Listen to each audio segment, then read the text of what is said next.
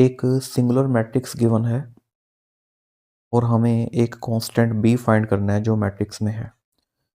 अगर matrix singular है तो उसका डिटर्मिनेंट क्या होगा? 0। यहाँ पहली थिंकिंग ये हो सकती है कि हम b की ऐसी वैल्यू देखें ऑप्शंस में जिनसे कि डिटर्मिनेंट क्या बने? 0।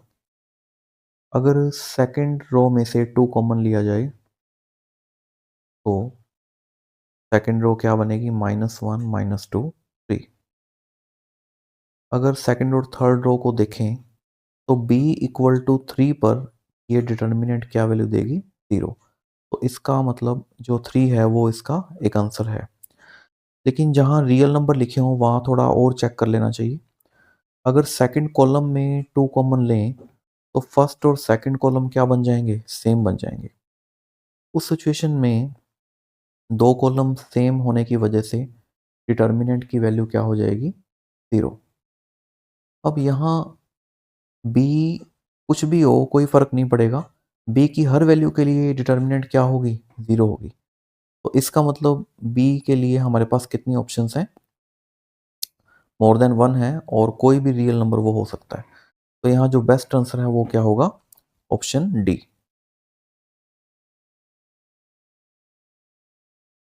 एक डिटर्मिनेंट का सॉल्यूशन करना है। देखिए यहाँ साइक्लिक ऑर्डर नज़र आ रहा है।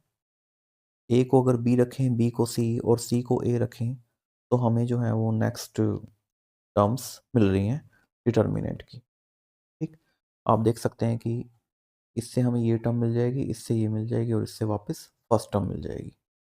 तो इस टाइप के साइक्लिक ऑर्डर में जो आंसर है वो क्या होता है? 0। एक तो ये मेथड है। एक और मेथड है कि कोई ना कोई वैल्यू रख के भी इनको चेक किया जा सकता है अगर डाउट हो, क्योंकि साइक्लिक ऑर्डर कई बार प्रॉपर कैश नहीं होता है। तो उस केस में आप वैल्यू रख सकते हैं। एग्जांपल के लिए आप ऐसी वैल्यू रखें जिससे कि आपके मोर देन 1 ऑप्शंस जो हैं वो 0 ना बने। जैसे एक्स वाई जेड को आप रख लीजिए 1, ए को रख दीजिए 0, बी को 1 और सी को 2। ऐसा करने से जो डिटर्मिनेंट है वो क्या बनेगी? 1 1 1, ये आपका बन जाएगा 2 2 2 और ये 3 3 3। अब ये तो कंफर्म है कि अगर आप सेकंड कॉलम में से 2 कॉमन लेंगे या थर्ड कॉलम में से 3 कॉमन लेंगे तो ये डिटर्मिनेंट तो क्या बनेगी? 0 बनेगी। अब अगर ऑप्शंस में चलें तो नो डाउट कि सी ऑप्शन जो है वो 3 आंसर देगी, 0 तो ये नहीं है। अब अगर डी ऑप्शन की बात करें तो ये क्या बनेगी? 0 -1, 1 -2 और 2 -0। तो ये भी आपको 0 आंसर तो नहीं दे रही, ये आपका आएगा -1 और 2 यानी कि 2। ठीक, तो 0 ऑप्शन ओनली किस में आ रहा है? बी ऑप्शन में है 0। ओके, तो दोनों वे में इसका आंसर क्या आ रहा है? 0।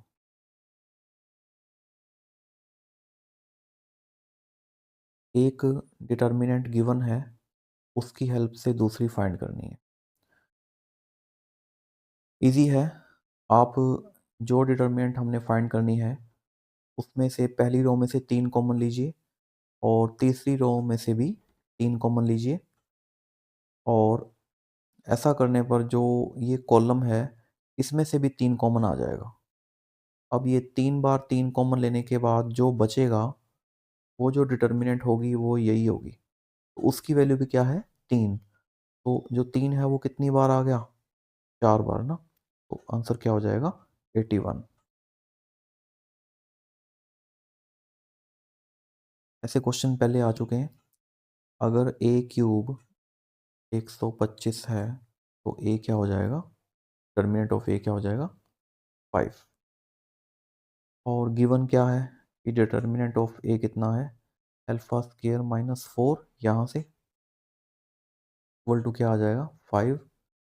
तो अल्फा स्क्वायर 9 आएगा और अल्फा के लिए क्या ऑप्शंस होंगी? प्लस और -3 ऑप्शन।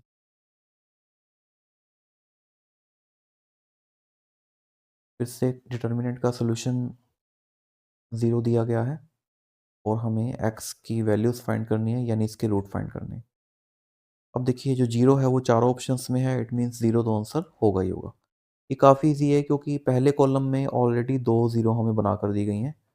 तो हम पहले कॉलम के रिस्पेक्ट इसको एक्सपेंड कर देते हैं। जैसे ही आप पहले कॉलम के लिए इसको एक्सपेंड करेंगे, क्रॉस मल्टीप्लाई करेंगे तो क्या आ जाएगा, एक्स स्क्वायर माइनस 144। एक्स 0 तो है ही, यहाँ से एक्स क्या आ जाएगा, प्लस माइनस 12, यानी कि option D.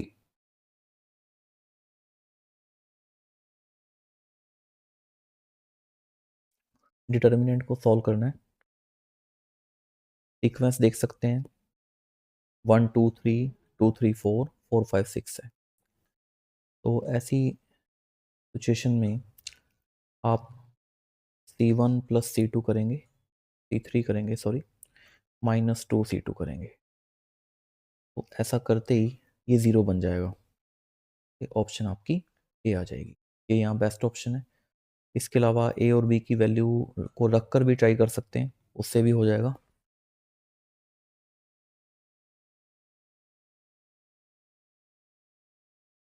One omega omega square में रिलेशन हम जानते हैं, एक तो ये होता है और एक ओमेगा क्यूब 1 होता है। यहाँ n जो है वो आप कुछ भी रख सकते हैं क्योंकि गिवन नहीं है, एनी पॉजिटिव इंटीजर। मान लीजिए कि हम n को 1 रखते हैं, तो ये डिटर्मिनेंट बिल्कुल सिंपल बन जाएगी।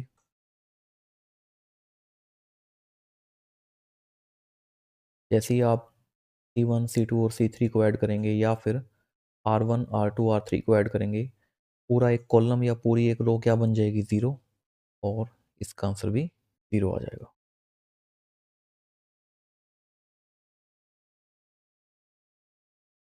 वैसे ही एक स्टैंडर्ड रिजल्ट ही है, इससे पहले भी हमने एक रिजल्ट जो है वो नोट डाउन किया था, वो ये था, चाहे रो में हो चाहे कॉलम में, और इसका आंसर क्या था, a minus B, B minus C minus A. इस डिटर्मिनेंट का भी यही आंसर होता है। ठीक, एक तो ये है। दूसरा ये कि अगर आपको कोई डाउट हो तो आप वैल्यू रख सकते हैं। ऐसी वैल्यू रखनी है हमेशा की तरह जिससे कि आपकी चारों में से एक ही ऑप्शन मैच हो। एग्जाम्पल के लिए आप ए को 0 रखें, बी को 1 रखें और सी को 2 रखें। तीनों को अलग अलग रखना है, नहीं तो डी ऑप्शन आपको 0 आंसर दे देगी। जैसे ही आप इन वैल्यूज़ को रखेंगे आपके पास क्या बनेगा, 1 1 0 2 0 0 3 2 एंड 1। आप इसको सॉल्व कीजिए, एक्सपेंड कर दीजिए। सेकेंड रो के लिए -2 1 माइनस यानी कि 2। ऑप्शंस में चलते हैं, तो ए और बी ऑप्शन तो 0 1 है। सी ऑप्शन में अगर आप ए को 0 रखेंगे तो वो भी 0 हो जाएगी, तो फिर बची क्या, ऑप्शन डी रखेंगे तो भी वहाँ आपको 2 ही मिलेगा। एक डिटर्मिनेंट गिवन है जिसका बेस एक सिमेट्रिक मैट्रिक्स है। तो पहले भी हम कई क्वेश्चंस कर चुके हैं जो कि सिमेट्रिक मैट्रिक्स पर डिपेंड थे, तो इनके लिए एक फॉर्म जो है वो याद रखी जा सकती है।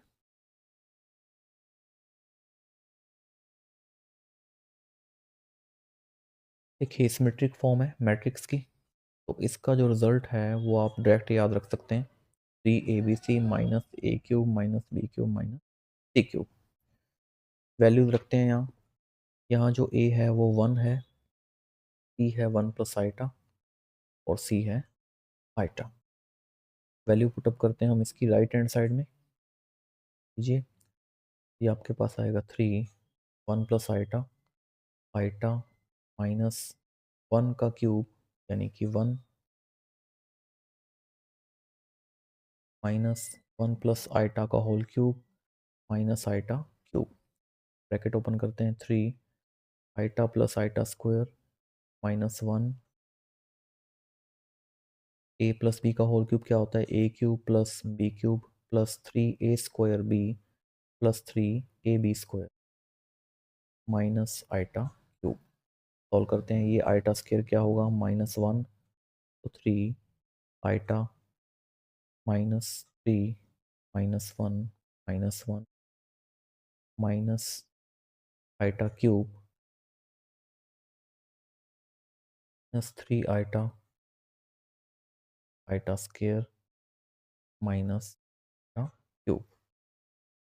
कलेक्ट करते हैं इनको, तो 3 आइटा से जो 3 आइटा है वो कैंसिल हो जाएगा। ओके, और ये जो आइडेंटिटीज सारी माइनस में हैं ये आपकी इकट्ठी हो जाएंगी एक जगह।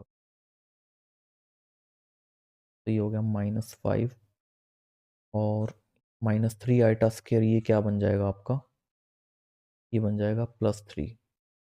और माइनस आइटा क्यूब कितनी बार है, 2 बार, तो -2 टाइम्स आइटा क्यूब, ये आपका बनेगा -2 और ये बन जाएगा +2 आइटा। तो ये तो कोई भी ऑप्शन नहीं है, तो फिर क्या होगी, ऑप्शन डी। थोड़ा सा टाइम टेकिंग रहा ये, लेकिन ये फॉर्म कई बार टाइम को बचाती भी है। आप अगर कोई और मेथड यूज़ करना चाहें तो 1 या 2 ज़ीरो बनाकर उसको आप एक्सपेंड कर सकते हैं।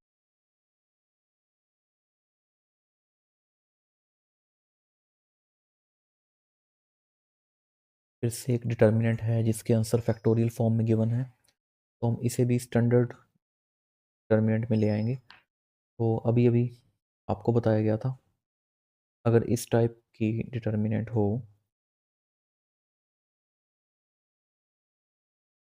तो उसका जो आंसर है वो a-b, b-c और c-a होगा। अब यहाँ ये प्रॉपर तो नहीं है, लेकिन थोड़ा इसको एडजस्ट करते हैं। दूसरे और तीसरे कॉलम में कॉमन क्या आ रहा है, 2 और 3, तो वो तो बाहर आ जाएंगे 2 इंटू 3। डिटर्मिनेंट में क्या बचेगा, 1 1 1 1 2 स्क्वायर, 2 स्क्वायर का स्क्वायर, 3 का ये यहाँ 1 बचेगा, 3 स्क्वायर और 3 स्क्वायर का स्क्वायर। अब इसमें हम ये आइडेंटिटी जो है वो लगा सकते हैं।